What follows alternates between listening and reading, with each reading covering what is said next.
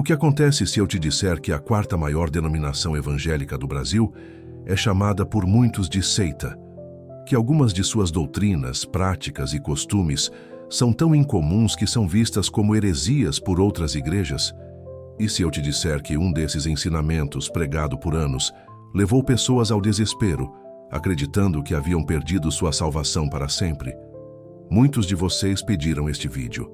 E a promessa é, até o final, você vai entender as principais polêmicas da congregação cristã no Brasil, os prós e os contras de cada uma, para que você possa formar sua própria opinião com base na verdade.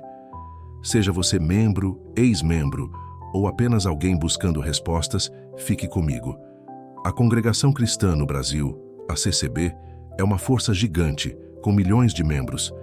Para quem vê de fora, parece muito com outras igrejas evangélicas, mas quando começamos a cavar, encontramos diferenças profundas. Tudo começa na primeira frase do estatuto deles. Ele diz: "O Senhor iniciou sua obra no Brasil por um seu servo em junho de 1910. O problema? O fundador, Luiz Franciscon, não foi o primeiro missionário a chegar aqui. Vários outros vieram antes.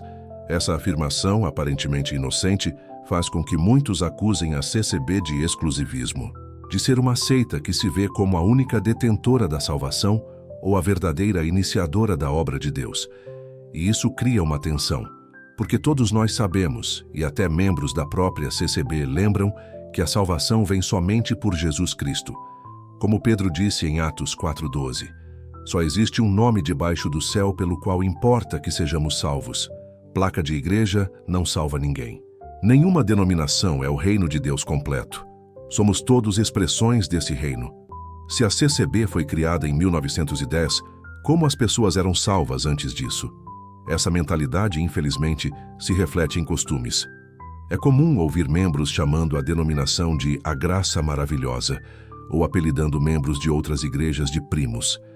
É uma forma, talvez até brincalhona, de sugerir que a salvação plena só se encontra ali. Mas, para ser justo, isso está mudando. A nova geração da CCB, a juventude, tem batido de frente com essa visão. Eles concordam que a salvação está em Jesus, não na placa. E até em documentos oficiais, a denominação já explicou que sim, existe salvação em outras igrejas. Mas a polêmica não para aí. Ela entra no coração da nossa fé, a Bíblia. Por muito tempo, a CCB foi acusada de não crer na Bíblia inteira. Por quê? Por causa de uma única palavra em seu estatuto. O estatuto diz: "Nós cremos na inteira Bíblia Sagrada e aceitamo-la como contendo a infalível palavra de Deus." Para a maioria dos evangélicos, isso é um alarme vermelho. A principal característica evangélica é dizer que a Bíblia é a palavra de Deus, de Gênesis a Apocalipse. Dizer que ela contém a palavra sugere que ela também contém erros ou coisas que não são de Deus. Imagine a gravidade disso. Se a Bíblia não é 100% infalível, quem decide qual parte é de Deus e qual não é? A CCB se defendeu oficialmente. Em um comunicado, eles explicaram que foi um mal-entendido.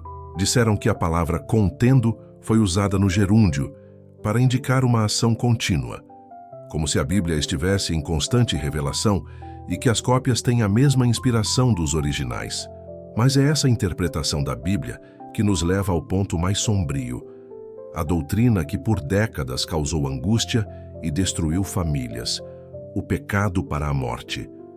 Baseando-se em 1 João, capítulo 5, a CCB ensinou por muito tempo que o pecado sensual, adultério, fornicação, era um pecado de morte, mas não morte física, morte espiritual. Eles ensinaram que se você cometesse esse pecado, você perdia a possibilidade de obter a salvação, para sempre, sem volta. Você consegue imaginar o desespero? Pessoas que erraram, que caíram, mas que se arrependeram amargamente, foram informadas de que Deus não as aceitava mais, que estavam condenadas. Esse ensino é biblicamente frágil. As interpretações mais aceitas para pecado para a morte falam da apostasia total, a rejeição completa de Cristo, ou de um crime capital que leva à pena de morte física. Se o pecado sensual matasse a salvação, como fica o rei Davi? Ele não apenas adulterou, ele cometeu um assassinato premeditado. Davi não teria sido salvo. Felizmente, a CCB mudou oficialmente sua compreensão sobre isso, mas o estrago foi feito. E segundo membros, alguns anciãos mais antigos ainda mantêm esse ensino, um ensino que já levou pessoas a tirar a própria vida em angústia, crendo que não havia mais esperança. As polêmicas continuam nas práticas diárias. Talvez você já tenha ouvido que na CCB Deus só ouve a oração se for feita de joelhos. Os críticos imediatamente apontam: Jonas orou de dentro do peixe. O rei Ezequias orou deitado em sua cama. O próprio Jesus orou na cruz. Nenhum deles estava de joelhos. Os membros da CCB respondem com 3 pontos.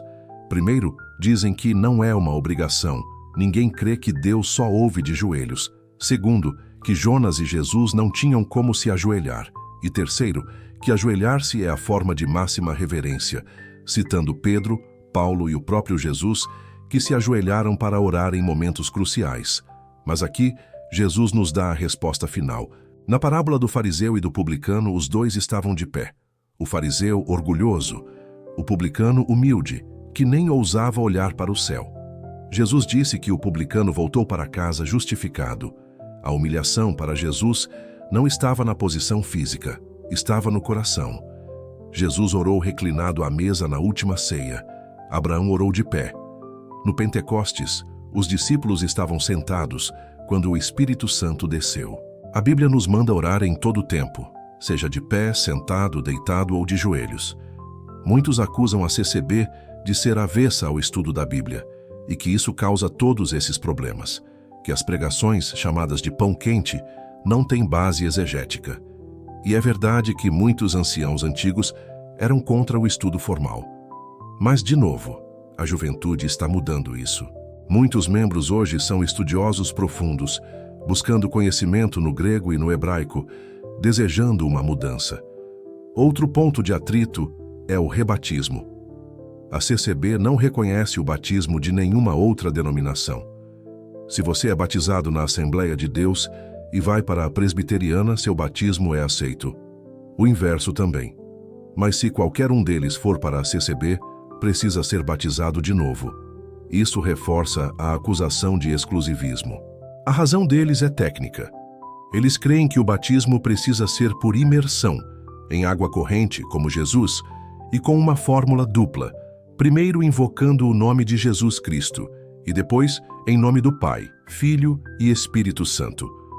Até agora, vimos pontos muito polêmicos, mas chegamos na doutrina que é talvez a mais admirada da CCB. A congregação cristã no Brasil odeia o dízimo. Eles não praticam a arrecadação de dízimos. Em vez disso, defendem contribuições financeiras voluntárias. Os membros são encorajados a dar de acordo com sua consciência e possibilidade. Sem porcentagem fixa, sem obrigação, sem envelopes marcados. Na CCB, ninguém recebe salário. Nem anciãos, nem ministrantes, ninguém. Toda a renda vem de coletas anônimas e voluntárias.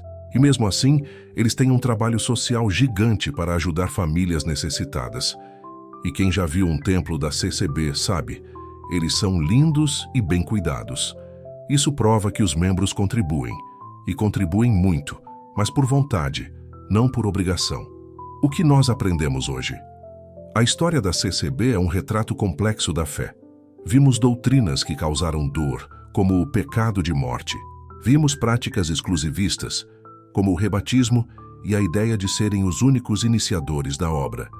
Mas também vimos um lado que envergonha muitas outras denominações, a total aversão ao dízimo obrigatório e a ausência de salários ministeriais.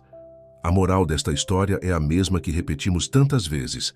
A salvação não está em uma denominação, está em uma pessoa, Jesus Cristo. Você assistiu a este vídeo porque você é uma pessoa que busca a verdade. Você não aceita qualquer coisa, e a sua jornada te trouxe até aqui. Você se sente realizado, porque agora você tem as informações. Não pare de buscar. Não entregue sua fé cegamente a uma instituição. Use o que você aprendeu aqui para fortalecer sua própria caminhada, sabendo que o mais importante é um coração humilde diante de Deus.